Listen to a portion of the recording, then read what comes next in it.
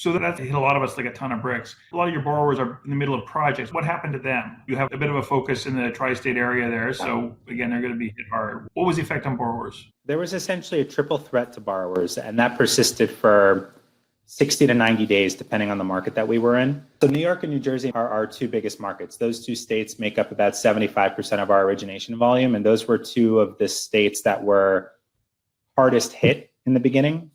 And like anything else, panic is half of the battle. We're heading into another winter. We're going to see another spike in numbers. I think the difference now, as opposed to back in March, was we have a roadmap for how to deal with this now. So the same level of panic, the unknown, is not there that was there back in March. So when this hit back in March, our borrowers got hit in three different ways. Number one was rental income declines. Many jurisdictions, including New York and New Jersey, placed moratoriums on tenant eviction. Some tenants need that. Not all tenants do.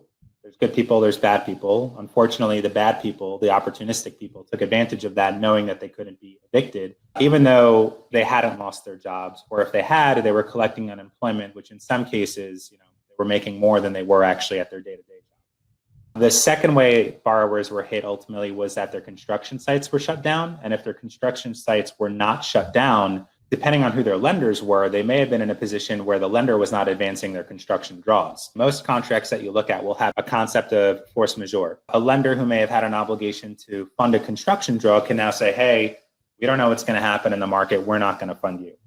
And the third whammy there was that refinances and sales stopped. Borrowers that were in the fix and flip business, where their exit strategy was ultimately to sell the asset, their buyers in many cases were reliant on financing from a bank or another lender. Some borrowers who were doing a fixed to rent strategy, again, were reliant on a refinance. Banks had stopped. So all three different ways, what I would call like disposition revenue, whether it's from sale or refinance, basically came to a halt. Rental income, draw management and construction, as well as disposition.